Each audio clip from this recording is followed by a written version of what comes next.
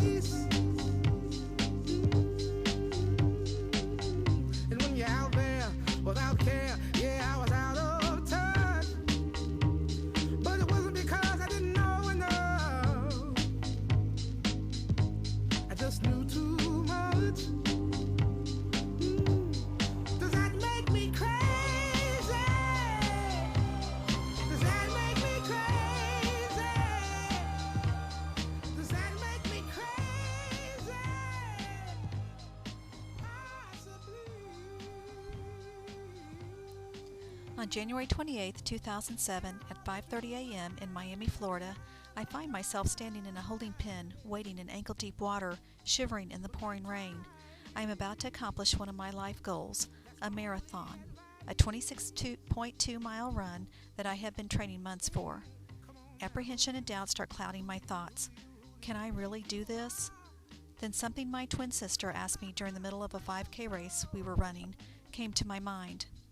As we huffed, puffed, and sweated, she asked, "Now tell me again, why are we doing this?" As the rain beat against my skin, I thought, I must be as crazy as some people in my past have told me. I looked around and realized that crowded around me were over 15,000 people from over 57 different countries who were just as crazy as I was. It was at this moment that I said a prayer. Lord, please, just get me to the finish line. I had trained for months preparing for this event. I trained through a nagging hip flexor injury. I trained through mother, work, and church responsibilities with one main goal in mind, to finish the marathon and to complete it in 5 hours. The national anthem was sung and the flare gun went off. It had begun. It took me over 12 minutes after the start gun went off to cross the starting line. In soaking wet shoes and clothing, 15,000 people trotted onward. In less than 5 minutes after the race began, the rain stopped. I rounded a curve, and ahead of me were thousands of people in the early dawn light running over MacArthur Causeway. My breath caught, and it was at this moment that I realized that I was going to make it. It was also at that instant that I did not care about my time. There will never again be a first marathon. I have the rest of my life that I can work on meeting a race time goal, but there will never again be this moment in my life. I took my camera out of my fanny pack and started taking pictures. I breathed the fresh sea air deeply into my lungs, and I thank God for this moment, the ability to run, the opportunity to run with fellow runners from all over the world. We ran in unity this day and embraced each other's differences. We all had different ways of training for the race, different agendas, different mindsets, different backgrounds, but the goal was the same, to finish the race. It was like a party. We celebrated motion, breath, sweat, tears, and months of training with disciplining our bodies. I drank Gatorade and water at every mile marker. I observed the beauty of Miami's gnarly trees, colorful flowers, green grass, emerald ocean, and elegant homes. I had conversations with people who couldn't even speak English. When one of us stumbled, the rest offered encouraging words. I ran with thousands of people for 12.1 miles. This is where the majority of people, the half marathoners, veered off to finish their race, and I continued on to complete the full marathon. It was at this time that I ran alone with my thoughts. There were fewer people to run with and spaced farther apart. At mile 15, an injury that I had been coping with during my training flared up with a vengeance. It was here that I alternated walking and jogging the rest of the way. I began to have thoughts of fear and doubt, and the pain increased. Once again, my sister's words came to my mind. Now tell me again, why are we doing this? I once had a conversation with my husband after watching an ultramarathon on TV. These endurance runners run over 100 miles in extreme conditions. We both had the same thought. What are they running from? It was during my escalating pain, doubts, fears, and now burning blisters that I asked myself, am I running from something? Was this marathon more than just a goal for me, or is there something deeper here? I pondered this as I hobbled by mile marker 16. I have always understood that running has a very significant spiritual analogies. The Bible mentions running metaphorically throughout it. By the time I had reached mile 17, I had indeed convinced myself that yes, I was running from something. I had a fear, not of death, but a fear of a life not lived. A fear that I would someday be an old lady, facing the end of my life and wishing I had done things, anything, lived out loud, experienced life as it was meant to be lived. I had a fear that opposition would prove itself better than me. I wrestled with these thoughts as exhaustion nagged me and distorted my thinking. It wasn't until mile 23 that I realized, no, I will not run from my fears, from my past, and from opposition.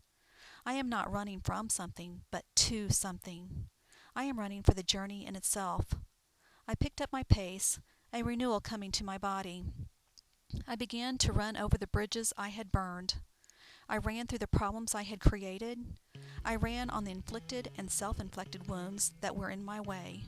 I ran out of bondage and into the arms of God.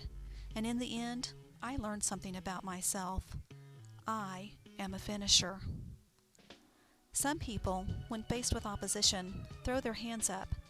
This day, I faced opposition. I wrestled it to the ground, and it submitted to me.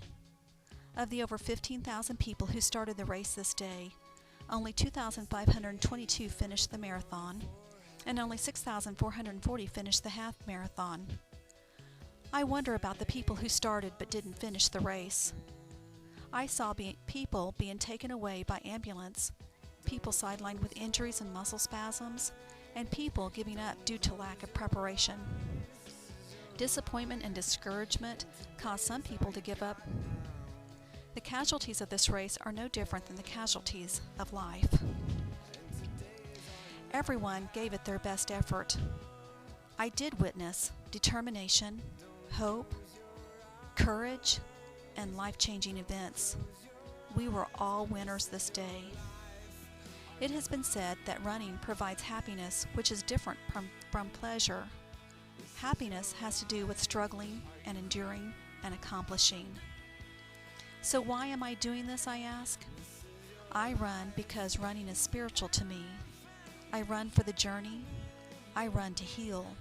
Because each time I run, God reveals something new to me. I run to discover. And most importantly, I run to live. A mighty oak was once a little nut who held its ground. The next time someone says to me, "Are you crazy?" I will say, "No, but I am a little nut, and I will hold my ground." And this is your life. Are you who you wanna be? This is your life. Are you who you wanna be?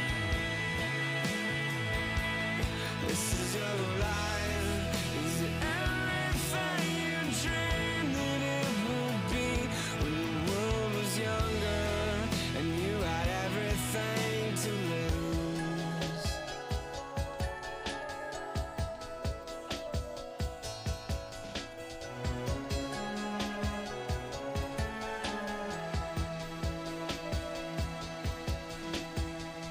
Don't close your eyes.